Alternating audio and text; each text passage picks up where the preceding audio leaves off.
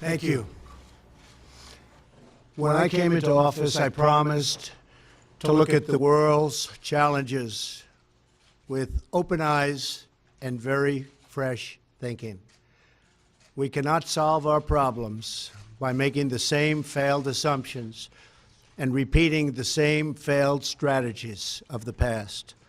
Old challenges demand new approaches.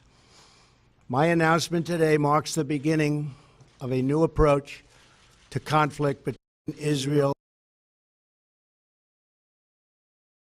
and the government, to relocate the American embassy to Jerusalem and to recognize that that city, and so importantly, is Israel's capital. This act passed Congress by an overwhelming bipartisan majority and was reaffirmed by a unanimous vote of the Senate only 6 months ago.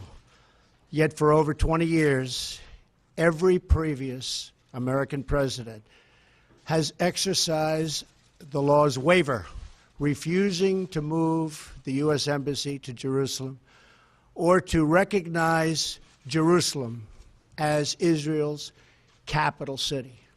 Presidents issued these waivers under the belief that delaying the recognition of Jerusalem would advance the cause of peace.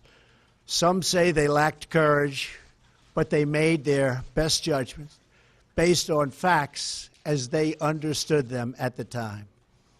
Nevertheless, the record is in. After more than 2 decades of waivers, we are no closer to a lasting peace agreement between Israel and the Palestinians. It would be folly to assume that repeating the exact same formula would now produce a different or better result. Therefore, I have determined that it is time to officially recognize Jerusalem as the capital of Israel. While previous presidents have made this a major campaign promise, they failed to deliver. Today, I am delivering. I've judged this course of action to be in the best interests of the United States of America and the pursuit of peace between Israel and the Palestinians. This is a long overdue step to advance the peace process and to work towards a lasting agreement. Israel is a sovereign nation with the right, like every other sovereign nation, to determine its own capital. Acknowledging this is a fact is a necessary condition for achieving peace. It was 70 years ago that the United States, under President Truman, recognized the State of Israel. Ever since then, Israel has made its capital in the city of Jerusalem, the capital the Jewish people established in ancient times. Today, Jerusalem is the seat of the modern Israeli government. It is the home of the Israeli parliament, the Knesset, as well as the Israeli Supreme Court.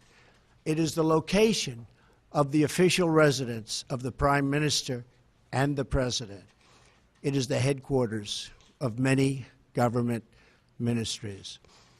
For decades, visiting American presidents, secretaries of state, and military leaders have met their Israeli counterparts in Jerusalem, as I did on my trip to Israel earlier this year.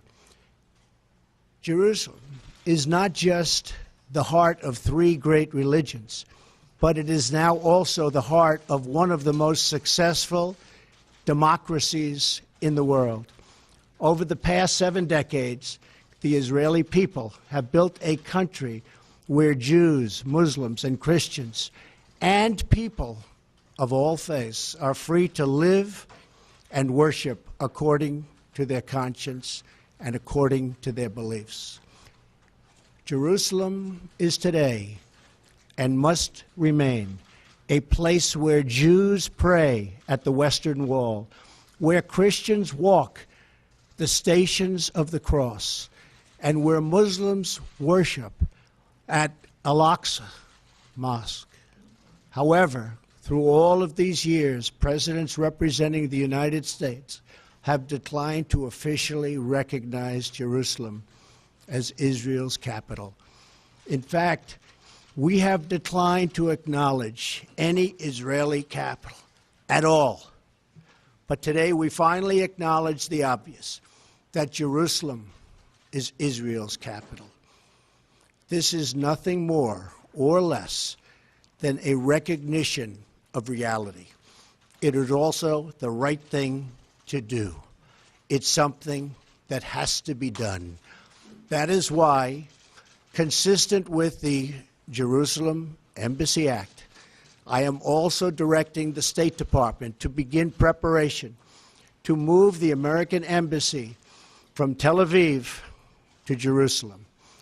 This will immediately begin the process of hiring architects, engineers, and planners so that a new embassy, when completed, will be a magnificent tribute to peace. In making these announcements, I also want to make one point very clear. This decision is not intended in any way to reflect a departure from our strong commitment to facilitate a lasting peace agreement. We want an agreement that is a great deal for the Israelis and a great deal for the Palestinians. We are not taking a position of any final status issues, including the specific boundaries of the Israeli sovereignty in Jerusalem or the resolution of contested borders. Those questions are up to the parties involved. The United States remains deeply committed to helping facilitate a peace agreement that is acceptable to both sides. I intend to do everything in my power to help forge such an agreement. Without question, Jerusalem is one of the most sensitive issues in those talks. The United States would support a two-state solution if agreed to by both sides. In the meantime, I call on all parties to maintain the status quo at Jerusalem's holy sites, including the Temple Mount, also known as Haram al-Sharif. Above all, our greatest hope is for peace, the universal yearning in every human soul. With today's action, I reaffirm my administration's longstanding commitment to a future of peace and security for the region. There will, of course, be disagreement and dissent regarding this announcement. But we are confident that ultimately, as we work through these disagreements, we will arrive at a peace and a place far greater in understanding and cooperation.